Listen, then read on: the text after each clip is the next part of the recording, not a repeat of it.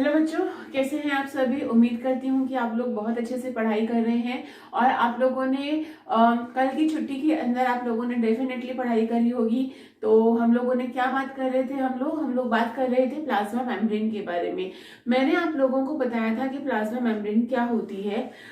मैंने आप लोगों को एक बेसिक कुछ मॉडल्स बताए थे, जहाँ पे डेनियल डेविसन मॉडल आया था, जहाँ पे मिशेल मॉडल आया था, जहाँ पे हम लोगों ने रॉबर्टसन मॉडल के बारे में बात करी थी। ठीक है, आज हम लोग जो है वो डिस्कशन करने वाले हैं सबसे सबसे इम्पोर्टेंट मॉडल के बारे में, जिसका नाम जो है वो क्या है, फ्लूइड मोज़ेइक मॉडल या तरल मोज़ेइक मॉडल। इसको सबसे पहले अगर हम लोग बात करेंगे, ये दिया गया था सिंगर एंड निकोलसन ने 1972 के अंदर। मैं दोबारा से बोल रही हूँ, इसको दिया गया है सिंगर एंड निकोलसन ने 1972 के अंदर इसे दिया था।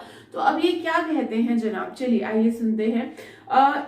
इनके अनुसार यहाँ पे क्या हुआ कि जैसे कि एक बहुत बड़ा समुद्र है और उसके अंदर बीच बीच में एक आइसलैंड्स हैं, यानी कि अगर मैं ये बोलूं कि वहां पे बड़े बड़े हिमखंड के टुकड़े हैं, ग्लेशियर्स हैं। ठीक है, तो मतलब एक लिक्विडिटी के अंदर एक क्या है, सॉलिड चीज है। तो ऐसा ही इन्होंने मॉडल दिया। उन्होंने यहाँ पे एक चीज कही है, उन्होंने यहाँ पे ये चीज कही है कि जो तरल मोज़ेइक मॉडल है इसके अनुसार लिपिड की बाइलेयर होती है। देखिए ये क्या है, लिपिड है और इसकी बाइलेयर है। मैंने आप लोगों को पहले भी कहा था कि जो लिपिड होती है, लिपिड होता है, लिपिड को अब हिंदी में क्या बोलेंगे, वसा। तो जो मैंने आप लोगों से कहा है कि जो वसा है, ठीक है, वसा के अंदर यहाँ पे दो चीजें प्रेजेंट होती हैं, दो अलग अलग पार्ट होते हैं। एक पार्ट होता है जल स्नेही और एक होता है जल प्रतिकर्षी। ठीक है, तो यहाँ पे जो हाइड्रोफिलिक और हाइड्रोफोबिक, तो जो ये वाला भाग होता है इसको हम बोलते हैं हाइड्रोफिलिक पार्ट, यानी कि ये कैसा है, जल स्नेही। और जो ये नीचे वाला भाग है इसको हम बोलते हैं जल प्रतिकर्षी। जल प्रतिकर्षी का मतलब क्या हो गया, हाइड्रोफोबिक। हाइड्रोफोबिक का मतलब क्या हुआ, हाइड्रोफोबिक। फोबिक ये जो वर्ड है, फोबिक का मतलब होता है डर। डर का मतलब क्या हुआ कि हाइड्रोफोबिक जो डर रहा है पानी से दूर जाना चाहता है। तो यहाँ पे लिपिड की बाइलेयर है। तो ये देखिए यहाँ पे दो बाइलेयर है। अच्छा, अब जो ये बाइलेयर है लिपिड की, इसके अंदर बीच बीच में प्रोटीन्स प्रेजेंट हैं। ठीक है, अंदर की तरफ यहाँ पे प्रोटीन जो होते हैं ये धसे हुए होते हैं। यहाँ पे दो तरह की प्रोटीन है, अगर आप लोग देख रहे हैं तो एक तो जो हो गया वो हो गया आपका आंतरिक प्रोटीन, जिसको हम बोलते हैं इंट्रिंसिक प्रोटीन। जो धसा हुआ प्रोटीन है जो अंदर की तरफ है इसको हमने नाम दिया इंट्रिंसिक प्रोटीन। और जो बीच बीच में इस तरह से यहाँ पे जो ये प्रोटीन प्रेजेंट है इसको हम बोलते हैं एक्सट्रिंसिक प्रोटीन, यानी कि ये जो प्रोटीन है ये कौन सा है, बाह्य प्रोटीन है। ये बाह्य प्रोटीन है और ये आंतरिक प्रोटीन है। तो अगर हम लोग बात करेंगे जो प्लाज्मा मेम्ब्रेन है, देखिए इससे पहले बहुत सारे साइंटिस्ट ने मॉडल्स दिए थे जिन्होंने ये कहा था कि प्लाज्मा मेम्ब्रेन जो होती है एक सॉलिड स्ट्रक्चर होती है। किसी ने कहा कि वो मिशेल होती है, किसी ने कहा कि एक सॉलिड लिपिड की और प्रोटीन की यहाँ पे एक लेयर है। लेकिन जो सिंगर एंड निकोलसन थे उन्होंने ये कहा कि यहाँ पे एक लिक्विडिटी मेंटेन रहती है। एक तो पहली बात तो यहाँ पे लिक्विडिटी मेंटेन होती है, और दूसरी बात यहाँ पे बीच बीच में प्रोटीन है जो इसको बांधे रखते हैं, जो इसको जोड़े रखते हैं। इसीलिए इसका नाम दिया गया फ्लूइड मोज़ेइक। मोज़ेइक का मतलब होता है कि कोई चीज अगर बीच बीच में प्रेजेंट है, समझना इस चीज को। देखो, या तो कोई चीज कंप्लीटली इस तरह से ब्लैक है, यानी कि पूरा का पूरा ये डार्क है, ओके, या फिर एक चीज जो है ये व्हाइट है, और एक चीज जो है यहाँ पे बीच बीच में जो इस तरह से मैंने यहाँ पे डॉट लगा दिए। तो ये जो पैटर्न कहलाएगा, इस पैटर्न को हम बोलते हैं मोज़ेइक पैटर्न। समझ में आ रही बात। तो जो ये फ्लूइड मोज़ेइक पैटर्न है, यानी कि जो तरल मोज़ेइक मॉडल है, इसके अनुसार क्या बात हुई है, इसके अनुसार यहाँ पे ये बात हुई है कि एक लिपिड की नदी है जहां पे बीच बीच में प्रोटीन उपस्थित है। समझ में आ रही बात। अब यहाँ पे जो आंतरिक प्रोटीन होते हैं जिनको हम इंट्रिंसिक प्रोटीन बोलते हैं, इनका काम क्या होता है, जो प्लाज्मा मेम्ब्रेन होती है उसकी शेप और साइज को मेंटेन करके रखने का, ठीक है। इसी वजह से प्लाज्मा मेम्ब्रेन की हमेशा एक शेप एंड साइज जो होती है वो हमेशा मेंटेन रहती है। और जो एक्सट्रिंसिक प्रोटीन होते हैं इनका कार्य ये होता है, अगर कोशिका जो है बाहर से किसी चीज को इंपोर्ट कर रही है या किसी चीज को बाहर भेज रही है, यानी कि अंदर इंपोर्ट या एक्सपोर्ट दोनों में से कोई भी एक चीज हो रही है, इंपोर्टिंग हो रही है या एक्सपोर्टिंग हो रही है, तो उस इंपोर्टिंग या एक्सपोर्टिंग के अंदर यहाँ पे कौन से प्रोटीन काम में आते हैं, यहाँ पे एक्सट्रिंसिक प्रोटीन काम में आते हैं। अच्छा, यहाँ पे एक चीज और होती है, आप लोग अभी फर्स्ट ईयर में हैं फिर भी मैं आपको बता देती हूँ कि यहाँ पे रिसेप्टर्स और होते हैं।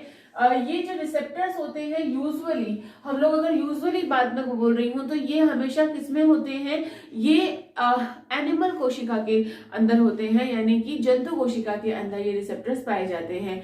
नेक्स्ट इंपॉर्टेंट चीज, यहाँ पे कई बार ग्लाइको यानी कि यहाँ पे ग्लूकोज भी प्रेजेंट होता है, तो यानी कि यहाँ पे ग्लाइकोलिपिड भी प्रेजेंट हो सकते हैं। यहाँ पे क्या प्रेजेंट हो सकते हैं, ग्लाइकोलिपिड भी यहाँ पे उपस्थित हो सकते हैं। इतनी बात समझ में आ गई। चलिए, इसी वजह से अगर हम लोग बात करें यहाँ पे, एक्सक्यूज मी, सॉरी जुकाम लग रहा है, इसलिए बार बार आप लोगों को सांस लेने में हल्की सी प्रॉब्लम आ रही है। I am so sorry for disturbance. So यहाँ पे अगर हम लोग बात करते हैं कि ये जो प्रोटीन्स जो होते हैं, यानी कि जिनको हम एक्सट्रिंसिक और इंट्रिंसिक प्रोटीन्स बोलते हैं, ये एक्सट्रिंसिक और इंट्रिंसिक और एक्सट्रिंसिक प्रोटीन जो होते हैं, ये दोनों के दोनों प्रोटीन जो है एक एक्यूमुलेटली एक साथ मिलके पूरी एक प्लाज्मा मेम्ब्रेन को एक रिजिडिटी प्रोवाइड कर देते हैं, ठीक है, या फिर अगर मैं ये बोलूं कि उसको एक शेप प्रोवाइड कर देते हैं। यहाँ पे 30% पार्ट जो है, यानी कि जो इसकी आउटर मेम्ब्रेन है, इसका 30% पार्ट में क्या होते हैं, यहाँ पे इंट्रिंसिक प्रोटीन प्रेजेंट होते हैं। नेक्स्ट इंपॉर्टेंट चीज के अंदर अगर मैं बात करूं यहाँ पे कि जो ये ट्रांसपोर्टेशन हो, मतलब ये जो सिग्नल एंड निकोल्सन का जो ये मॉडल था जिसको हम लोगों ने तरल मोज़ेक मॉडल यानी कि फ्लूइड मोज़ेक मॉडल कहा, यहाँ पे सबसे विशेष बात क्या है, इस मॉडल के थ्रू हम ये समझा सकते हैं कि सक्रिय अभिगमन या जो निष्क्रिय अभिगमन होता है कोशिका के अंदर, यानी कि जो एक्टिव ट्रांसपोर्टेशन या पैसिव ट्रांसपोर्टेशन होता है वो किस तरह से होता है, वो हम इजीली समझा सकते हैं कि भाई अगर एक्टिव ट्रांसपोर्टेशन हुआ तो ये एक्सट्रिंसिक प्रोटीन बाहर की तरफ है, ये अटैच हुए अपने मटेरियल के साथ में, और जब भी ये बाहर आए तो इसने क्या कर दिया, उसको उसके साथ में ये अटैच हो गए यानी कि जुड़ गए। चलिए, तो एक बार इसका स्क्रीनशॉट ले लीजिए, फिर हम लोग आगे डिस्कशन करते हैं।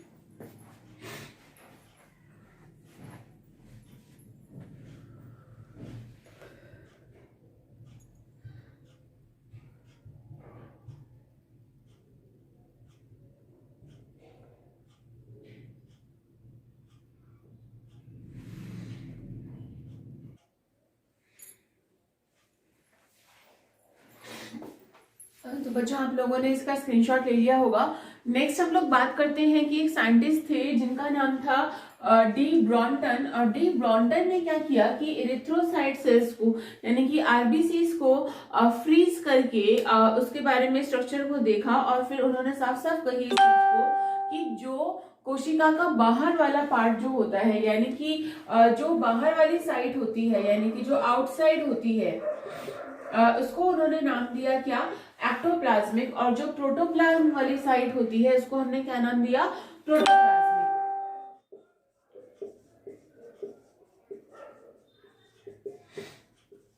समझ रहे मेरी बात, प्रोटोप्लाज्मिक और एक्टोप्लाज्मिक। यानी कि अगर ये कोशिका है, ठीक है, अगर मान लो कि इसको मैं कोशिका के अंदर बना दूं, तो जो इसके बाहर वाला भाग जो होगा इसको हम बोलते हैं एक्टोप्लाज्मिक, और जो इसके अंदर वाला भाग जो होता है उसको हम लोग बोलते हैं प्रोटोप्लाज्मिक भाग बोलते हैं। तो एक्टोप्लाज्मिक और प्रोटोप्लाज्मिक दो पार्ट में इनको हम लोगों ने डिवाइड किया है। तो एक्टोप्लाज्मिक यानी कि आउटसाइड, और जो अंदर वाला भाग होगा उसको हम उसको हम प्रोटोप्लाज्मिक बोलते हैं।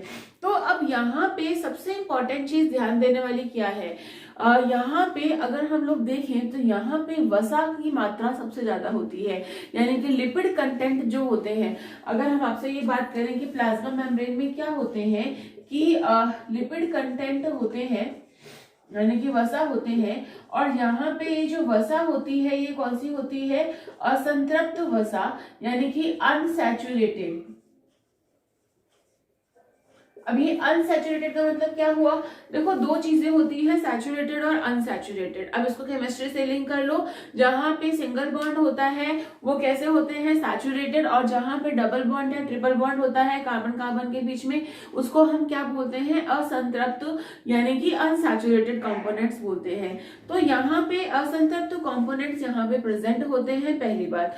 दूसरी इंपॉर्टेंट चीज यहाँ पे ध्यान देने वाली ये है कि इसी की वजह से जो इसका तापमान होता है वो कंपैरेटिवली थोड़ा सा कम होता है। अच्छा, तीसरी इंपॉर्टेंट चीज यहाँ पे ध्यान देने वाली ये है कि जो भी आपका जो प्लाज्मा मेम्ब्रेन होती है वो लिपिड वेसिकल्स को बहुत इजीली अंदर की तरफ अपटेक कर लेती है, अंदर की तरफ ले लेती है। यानी कि लिपिड जो होते हैं, अगर हम एक लिपिड वेसिकल्स के अंदर डीएनए डाल के भी सेल के अंदर उसका प्रवेश करें तो वो आसानी से इजीली हो जाता है। आपने अगर जेनेटिक इंजीनियरिंग पढ़ी हुई हो तो वहां पे एक ये पॉइंट और आता है, मैंने आपको जनरल इंट्रोडक्शन में शायद समझाया भी था कि लिपिड वेसिकल्स बनाते हैं जहां पे डीएनए को ऐड करते हैं, और नया डीएनए अगर मुझे सेल में इंट्रोड्यूस कराना है तो मैं इजीली इससे इंट्रोड्यूस करवा सकती हूँ। तो यहाँ पे अच्छा यही वजह है कि कई बार ऐसा होता है कि दो कोशिकाएं जो होती हैं वो फ्यूज हो जाती हैं। कैसे फ्यूज हो जाती हैं, क्योंकि दो कोशिकाएं हैं किसकी बनी है, लिपिड और प्रोटीन की, और ये फ्लूइडिटी यहाँ पे प्रेजेंट होती है, यानी पे तरलता प्रेजेंट होती है। सो ये आसानी से क्या हो जाती है, फ्यूज हो जाती है। समझ में आ गई बात यहाँ पे। तो इसी की वजह से एक नया मॉडल जो है वो यहाँ सही नई कोशिका जो होती है वो यहाँ पे बन सकती है। तो that's all about of fluid mosaic model. उम्मीद करती हूँ कि यहाँ पे ये मॉडल जो है वो आप लोगों को बहुत अच्छे से समझ में आया होगा। और नेक्स्ट हम लोग बात करते हैं कि प्लाज्मा मेम्ब्रेन के अंदर कौन कौन से पोर्स होते हैं। चलिए देखिए ये जो डायग्राम है ये एक सिंपलेस्ट इजी सा डायग्राम है जो आप बहुत आराम से बना सकते हो। जब भी यहाँ पे आप एग्जाम के अंदर ये डायग्राम बनाओगे तो try to use different shades, different pens, ठीक है।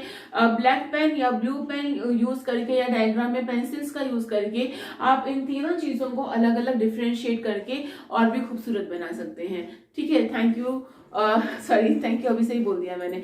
चलिए हम नेक्स्ट हम बात करते हैं अभी कि प्लाज्मा मेम्ब्रेन जो होती है उसकी कौन कौन सी पोर्स होते हैं, इनके अंदर कौन कौन से पोर्स प्रेजेंट होते हैं।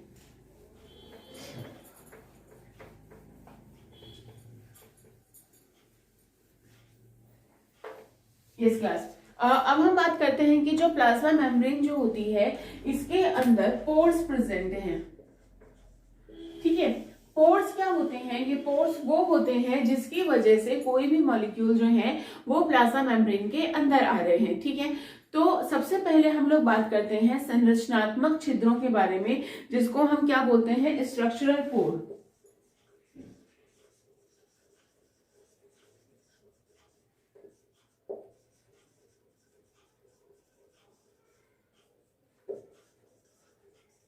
अब ये क्या होते हैं, स्ट्रक्चरल पोर क्या होते हैं या संरचनात्मक छिद्र क्या होते हैं। अगर मैं ये बोलूं कि जो आपकी लिपिड की मेम्ब्रेन थी, ठीक है, लिपिड की बाइलेयर मेम्ब्रेन थी, दो मेम्ब्रेन थी लिपिड की ऊपर और नीचे। अब यहाँ पे इन दोनों के मध्य स्थायी यानी कि एक परमानेंट पोर्स प्रेजेंट होते हैं, ठीक है। मतलब ये कहाँ पे प्रेजेंट होते हैं, मैं बता देती हूँ, ये प्रेजेंट होते हैं लिपिड बाइलेयर पे, ठीक है। तो जो लिपिड बाइलेयर है उसके अंदर यहाँ पे ये पोर्स प्रेजेंट होते हैं और इन पोर्स को हम बोलते हैं स्ट्रक्चरल पोर बोलते हैं। नेक्स्ट वाले जो आते हैं जिनको हम बोलते हैं डायनामिक पोर, ठीक है। सेकंड वाले जो है इनको हम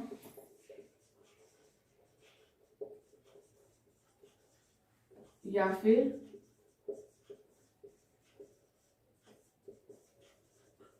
डायनामिक पोर यानी कि डायनामिक छिद्र बोलते हैं। अभी डायनामिक पोर्स क्या होते हैं समझिएगा इस चीज को। डायनामिक पोर्स जो होते हैं ये अगर कोई चीज, ये अस्थायी होते हैं और अगर कोई चीज प्लाज्मा मेम्ब्रेन में प्रवेश कर रहे हैं, ठीक है। पहली बात यहाँ पे ध्यान देने वाली है, ये कैसे होते हैं, ये अस्थायी होते हैं, ये बेलनाकार होते हैं, और ये कब बनते हैं, जब भी कोई चीज प्रवेश कर रही है, ठीक है, किसके अंदर, प्रवेश के समय, यानी कि जब भी कोई भी अपन बाहर से प्लाज्मा मेम्ब्रेन किसी चीज को इंपोर्ट कर रही है अपने अंदर, तब ये वाले छिद्र बनते हैं, जिनको हम क्या बोलते हैं, डायनामिक छिद्र, यानी कि जिनको हम जिनको हम डायनामिक पोर बोलते हैं। नेक्स्ट आता है पेविंग ब्लॉक छिद्र।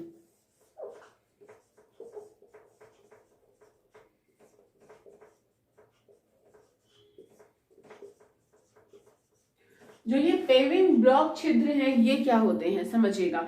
पेविंग ब्लॉक छिद्र क्या होते हैं कि जो लिपिड और प्रोटीन है, इनके बीच में एक हेक्सागोनल्स स्ट्रक्चर्स अगर बन जाए, आई रिपीट कि इनके अंदर लिपिड और प्रोटीन के बने हुए एक हेक्सागोनल जो पोर्स होते हैं, जिनका काम क्या होता है, बाहर से अंदर या अंदर से बाहर किसी चीज का इंपोर्ट या एक्सपोर्ट करना। अच्छा, ये कहाँ बन जाते हैं, ये कोनों के अंदर बन जाते हैं, जो उनकी साइड्स हैं या कॉर्नर्स हैं, अगर हम लोग बात करेंगे कोनों में बन जाते हैं। और ये जो पूरी इकाई होती है, ये किससे बनी हुई होती है, लिपिड और प्रोटीन से बनी हुई होती है। तो मतलब जो प्लाज्मा मेम्ब्रेन है, उसके कॉर्नर्स पे किसी भी जो लेयर है, लेयर्स के कॉर्नर्स के ऊपर, तो पहली बात यहाँ पे ध्यान देने वाली क्या है कि ये कहाँ बनते हैं, कॉर्नर्स पे, ठीक है। और किसके बने हुए होते हैं, प्रोटीन एंड लिपिड्स के, ठीक है। किसके बने हुए होते हैं, ये प्रोटीन और लिपिड्स के बने हुए होते हैं। और कहाँ पे प्रेजेंट होते हैं, ये कॉर्नर्स पे प्रेजेंट होते हैं। अच्छा, एक होते हैं प्रोटीन छिद्र, एक को हमने और दिया यहाँ पे, इसको हम क्या बोलते हैं, प्रोटीन छिद्र, ठीक है। अब प्रोटीन छिद्र क्या होते हैं, नेचुरल सी बात है, प्रोटीन छिद्र बोल रहे हैं तो प्रोटीन से ही बने होंगे। तो ये जो होते हैं, ये ग्लोबुलर प्रोटीन के बने हुए होते हैं, यानी कि जो ग्लोबुलर प्रोटीन होता है, ग्लोबुलर प्रोटीन की स्ट्रक्चर कैसी होती है, ऐसी, ठीक है।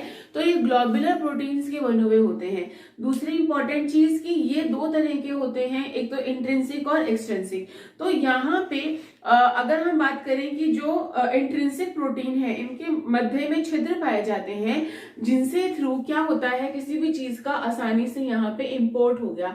यानी कि जो प्रोटीन है, मैंने आपको बताया था ना, इंट्रिंसिक प्रोटीन होते हैं, तो उन इंट्रिंसिक प्रोटीन के मध्य में छोटे छोटे छिद्र होते हैं, जिनके मध्य से कुछ चीजों का आसानी से पारगमन हो सकता है। वो कौन से छिद्र होंगे, प्रोटीन छिद्र होंगे। और दूसरे होते हैं कि एक होते हैं आयनोफोर, एक जो होते हैं, इनको हम क्या बोलते हैं, आयनोफोर। अब ये आयनोफोर क्या होते हैं समझिएगा। आयनोफोर का मतलब होता है, ये वो छिद्र होते हैं जिनका एक सिरा जो होता है वो जल प्रतिकर्षी होता है, और एक सिरा जो होता है वो जल स्नेही होता है। और इसकी वजह से कोशिका के अंदर और बाहर अदला बदली में ये कैसे होते हैं, सहायक होते हैं, यानी कि आसानी से ये इंपोर्ट और एक्सपोर्ट कर सकते हैं। तो कभी भी कोई अगर आपसे ये पूछे कि भाई प्लाज्मा मेम्ब्रेन में कौन कौन से पोर्स होते हैं, तो आप कौन कौन से बताओगे, स्ट्रक्चरल पोर, ठीक है, जो लिपिड्स में होते हैं, बाइलेयर में। डायनामिक पोर, ये अस्थायी होते हैं, प्रवेश के समय बनते हैं। पेविंग ब्लॉक छिद्र होते हैं, ठीक है। दूसरे होते हैं, ये कहाँ होते हैं, कॉर्नर से प्रेजेंट होते हैं, प्रोटीन और लिपिड्स के। एक होते हैं प्योर प्रोटीन पोर्स होते हैं, जो किसमें प्रेजेंट होंगे, यूजुअली ये इंट्रिंसिक प्रोटीन में प्रेजेंट होंगे, ठीक है। और एक होते हैं आयनोफोर, इसके दो पार्ट होते हैं, जल स्नेही और जल प्रतिकर्षी, जो अलग अलग तरीके से ये प्रेजेंट होते हैं। जब भी ट्रांसपोर्ट हो रहा होता है वहां पे ये हेल्प करते हैं। So thank you so much for watching. बहुत बहुत शुक्रिया आप लोगों का कि आपने पूरा वीडियो देखा, और इसको आप अच्छे से इसके नोट्स बनाइए, ठीक है। Thank you so much, keep smiling. और इसका स्क्रीनशॉट लेने के लिए मैं आपको 10 सेकेंड दूंगी, उसके बाद ही वीडियो ऑफ करूंगी। Thank you so much.